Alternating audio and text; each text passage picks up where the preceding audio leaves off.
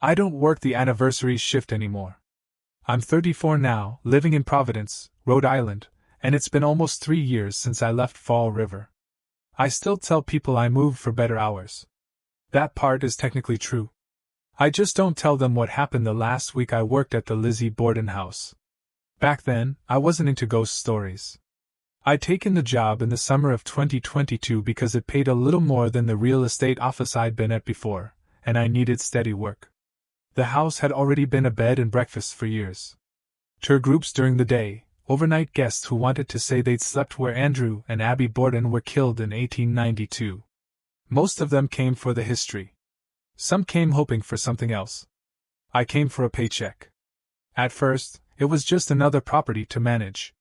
I handled bookings, walked guests through the rooms, reminded them where the bathrooms were, which stairs creaked, how the front door sometimes stuck when it rained. I learned the dates by heart. August 4th, 1892. The trial. The acquittal. The rhyme people still whisper under their breath like it's a nursery song. The first year, the anniversary passed quietly. A few extra tours. A couple of local reporters. Nothing strange. It was the second year that felt different. I only mention this now because August is coming up again, and I caught myself checking my left eye in the mirror this morning. There was nothing wrong with it. There never is. But every year, around this time, I feel the urge to look. I know how that sounds. I'm not superstitious. I don't believe in spirits lingering in hallways or shadows holding memories. I believe old houses settle.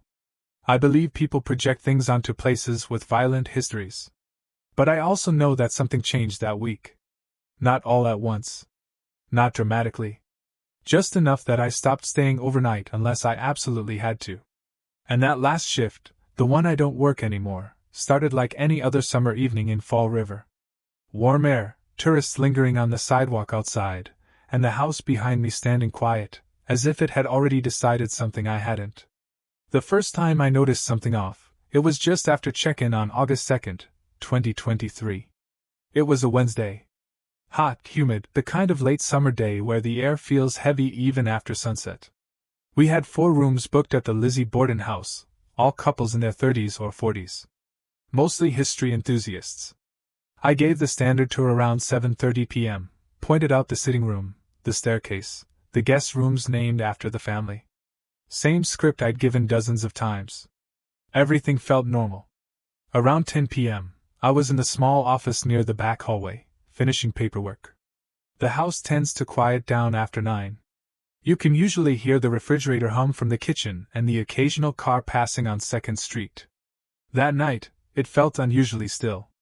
Not silent exactly. Just muffled, like the walls were thicker than usual. At 10:17 p.m., one of the guests came downstairs. She was staying in the John Morse room. Mid-40s, calm, not the dramatic type. She asked if we had children on the property. I told her no. We don't allow kids under 12 to stay overnight, and there weren't any in the tour groups that evening. She hesitated and said she'd heard what sounded like light footsteps running across the hallway outside her room. Not heavy steps. Not adult. Like someone pacing, she said. But quick. Back and forth. I told her old houses carry sound strangely. The floors shift. Plumbing knocks. She nodded like that made sense, but she didn't look convinced. After she went back upstairs, I stood in the hallway for a few minutes just to be thorough. I didn't hear anything unusual. The air felt slightly cooler there than in the rest of the house, though I assumed the vent was stronger in that section. When I walked back toward the front parlor, I noticed something small.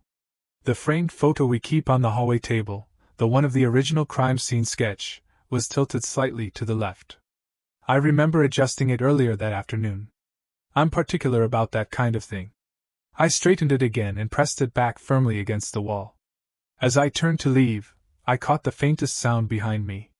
Not footsteps. Not quite. It was softer than that. Almost like someone exhaling through their nose. I stood there longer than I needed to, waiting for it to repeat. It didn't. And I told myself it was just the house settling, even though I couldn't remember it ever breathing before. The footsteps didn't stop after that night. That's the part one don't usually say out loud. The next evening, August 3rd, I paid closer attention. Not because I believed the guest. Just because once someone points something out, you start listening for it. We were fully booked again. Another small group tour at 7:30 p.m., the same script, the same careful walk through the rooms. Around 9:50 p.m., I was in the kitchen rinsing out coffee mugs when I heard it for the first time myself. A soft shift of weight upstairs. One step. Then another. It wasn't rushed. It wasn't loud. Just measured, like someone walking down the hallway without wanting to disturb anyone. I checked the guest log. Everyone was accounted for. 2 couples were already in their rooms. One guest had gone out for a late dinner and hadn't returned yet. That left one occupied room at the far end of the hall. I told myself it was that. When I went upstairs to check, the hallway was empty. The doors were closed. The air felt heavier again, but not cold. Just thick. That night, I started locking the office door earlier than usual. By the end of the first week of August, the pattern was clear. The footsteps came between 9:45 and 10:15 p.m. Almost every night. Always upstairs. Always in the same stretch of hallway. Week 1, I told myself it was structural settling. Old houses expand and contract. Especially in the humidity. Week 2, I began lingering at the bottom of the staircase around 9:40 without consciously deciding to. I'd find myself looking up at the dark hallway, waiting. Week 3, I stopped taking my breaks upstairs. I used to sit in the small guest lounge near the Morse room to answer emails.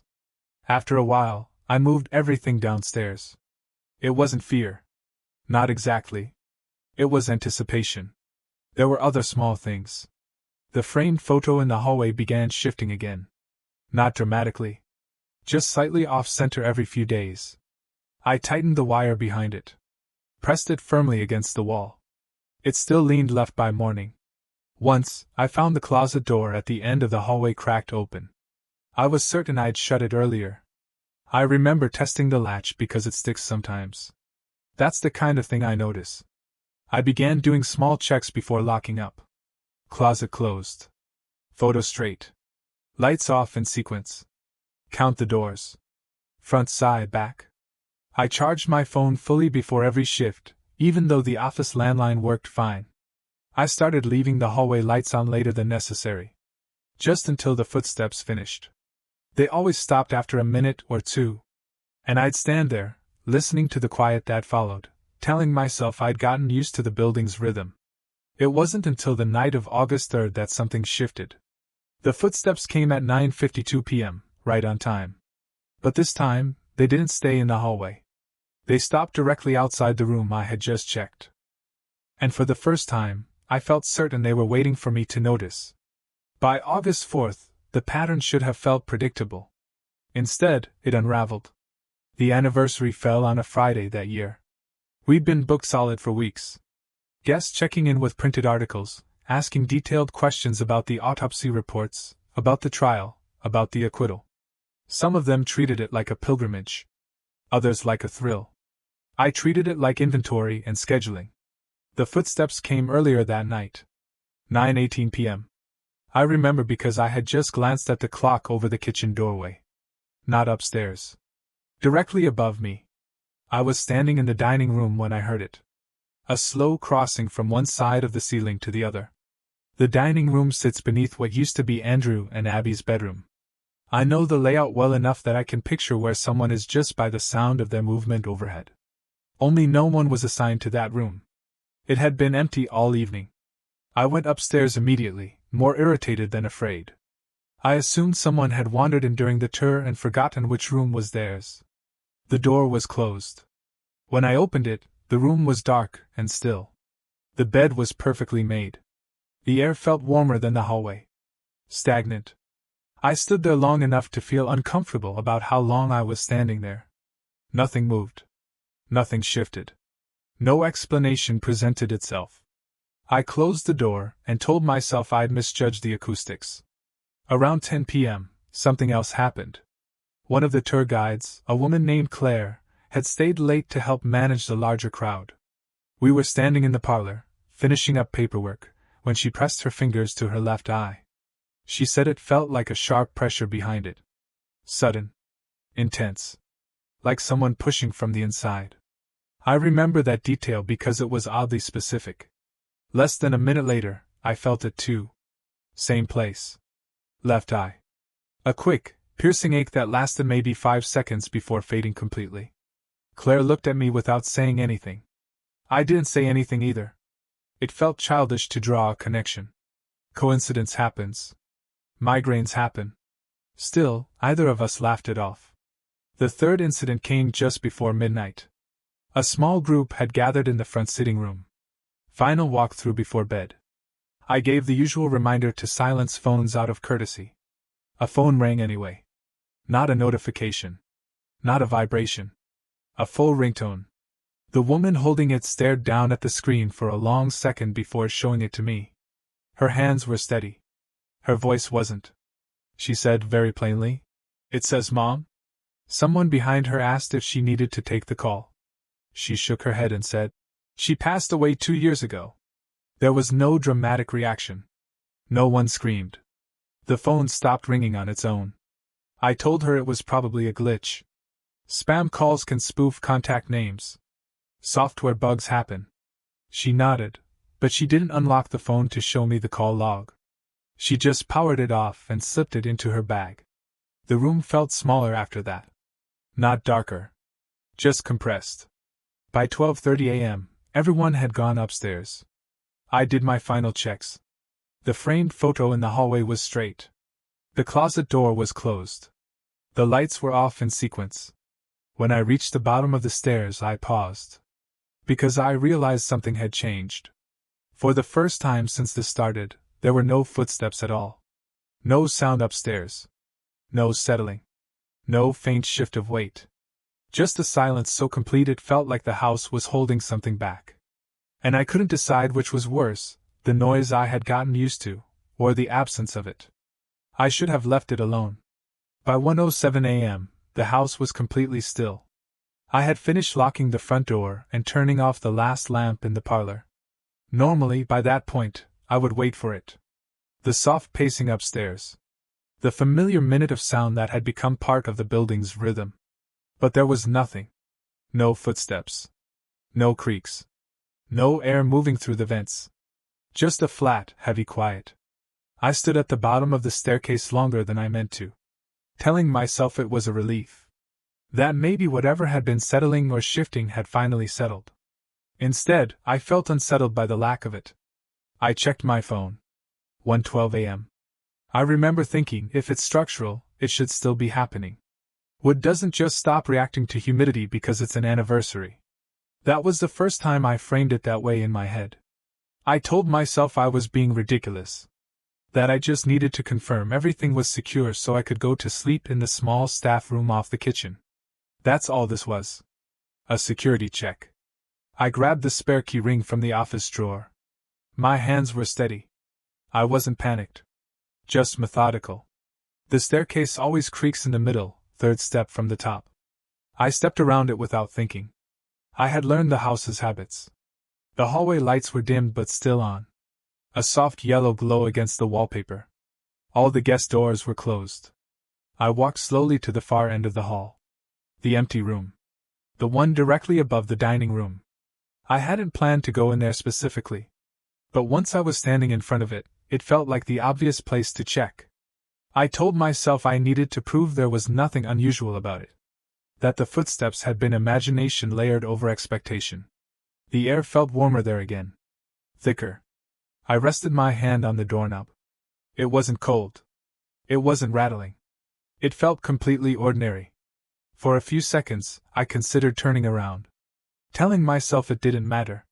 That the silence was better than whatever explanation I might invent. But the silence felt wrong in a way the footsteps never had. So I turned the knob. And I stepped inside. The room should have looked exactly the way I left it. Bed made tight. Curtains half drawn. The small writing desk against the far wall. Lamp unplugged. Window locked. Instead, the first thing I noticed was the air. It felt dense. Not warmer this time. Just difficult to move through, like walking into a space that hadn't been opened in years. I took one step in and paused, letting my eyes adjust. The bed was still made. The curtains were still half drawn. But the room felt deeper than it should have. That's the only way I can explain it. I know the dimensions. I've stood in that doorway dozens of times. From the threshold, the foot of the bed should be about 6 steps away. I counted them once when we were rearranging furniture. I took a step forward. Then another. By the time I reached what should have been the foot of the bed, I had taken 9. I stopped. I told myself I had miscounted. That maybe I was starting further back than usual. That the perspective from inside the room felt different than from the hallway. I turned slowly, expecting to see the doorway right behind me. It wasn't. It was still there, but farther than it should have been. Not dramatically. Not impossibly. Just wrong. The hallway light outside the door cast a faint yellow shape across the floorboards. The shape looked stretched, as if the light had to travel farther to reach me. My throat felt dry. I took a slow breath and listened. No footsteps. No pipes. No traffic outside. Not even the faint hum of the refrigerator downstairs. The house was silent in a way that didn't feel like nighttime. It felt sealed. I stepped toward the desk, needing something solid to focus on. The surface looked normal. A guest information binder placed squarely in the center. I reached out and touched it. The wood under my palm felt slightly warm. Not heated. Just warmer than the air should allow. That's when I heard it. A soft shift behind me. Not footsteps. More like weight settling onto a mattress. I didn't turn immediately. I told myself it was the house adjusting. That old springs creak under pressure changes. That my mind was filling in gaps. But the sound came again. A slow compression. Fabric tightening. I turned. The bed was still made. No indentation. No visible change. But the blanket at the center had sunk slightly lower than before. Only by an inch. Enough that I knew it hadn't been like that when I walked in. I stared at it longer than I should have. And then something else occurred to me. The hallway light outside the door had dimmed. Not flickered. Dimmed. As if the bulb were farther away now. I stepped backward, counting without meaning to. 1, 2, 3. It took 11 steps to reach the doorway. I know that because I counted twice. When I finally crossed the threshold into the hall, the air changed instantly. Thinner. Easier to breathe. I turned back to look inside the room. From the hallway, it appeared completely normal. 6 steps to the bed. Exact dimensions I remembered. Nothing stretched. Nothing wrong. But the silence hadn't followed me out. It was still inside. And I could feel it pressing against the doorway, like something waiting for me to step back in. I don't remember closing the door. That's the part that unsettles me most. I remember stepping into the hallway. I remember looking back into the room and seeing it return to its normal proportions. Bed in place. Desk where it should be. 6 steps from the door to the footboard. After that, there's a gap. The next clear memory I have is standing at the bottom of the staircase, gripping the banister so tightly my fingers ached. The hallway lights were off. All of them. I never turned them off that early. I checked my phone. 2:43 a.m. When I had gone upstairs, it had been just after 1:10. I told myself I must have stood there longer than I realized. That time feels different when you're anxious. That adrenaline distorts perception. But my body didn't feel like it had been standing still for over an hour. It felt like I had just walked down the stairs. The house sounded normal again. I could hear the faint hum from the kitchen refrigerator. A car passed outside. Somewhere upstairs, a pipe ticked softly. Ordinary sounds. I walked back up halfway, just enough to look down the hall. The empty room door was closed. The hallway runner lay flat. The framed photo on the table was straight. Everything was in place. I went to the office and checked the security monitor. We have a basic system, just covering the main entrance and the back door. Nothing upstairs. The front door feed showed exactly what it should. Dark porch. Street light across the road. No movement. I checked the timestamp in the corner of the screen. 2:44 a.m. There was no sign of anyone entering or leaving. I didn't sleep in the staff room that night. I stayed in the kitchen with the overhead light on and the radio playing low until sunrise. Not because I was afraid something would come down the stairs, but because I didn't want to go back up them. At 6:30 a.m., when the first guest came downstairs for coffee, she asked if we had rearranged the rooms overnight. I asked what she meant. She said the hallway had felt longer when she went to the bathroom around 2 a.m. Like she had to walk farther than usual. Then she laughed lightly and said, "Old houses, right?" I nodded and said yes. I didn't tell her I had been awake at 2 a.m. I didn't tell her I had counted the steps. By noon, I had already decided I wouldn't work another overnight shift alone. I finished out the weekend because I had to.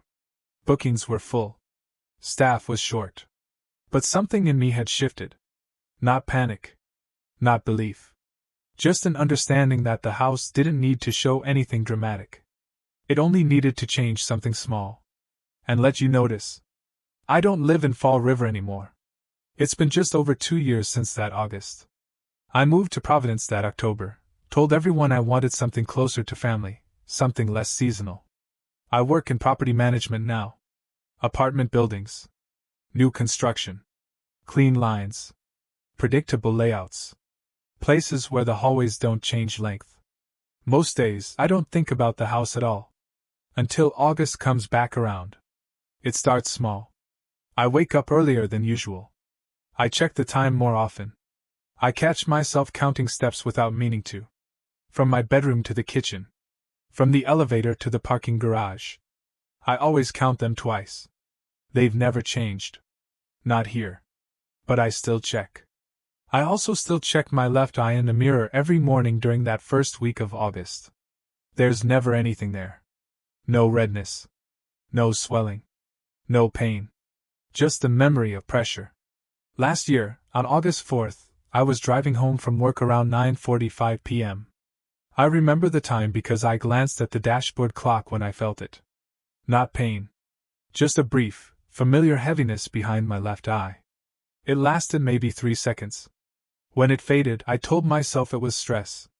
Lack of sleep. A coincidence shaped by memory. That night, I dreamed about the hallway. Not the room. Not the bed. Just the hallway. In the dream, I was standing at one end, looking toward the empty room door. It wasn't open. It wasn't closed. It was farther away than it should have been. I woke up before I reached it. I haven't been back to the Lizzie Borden House.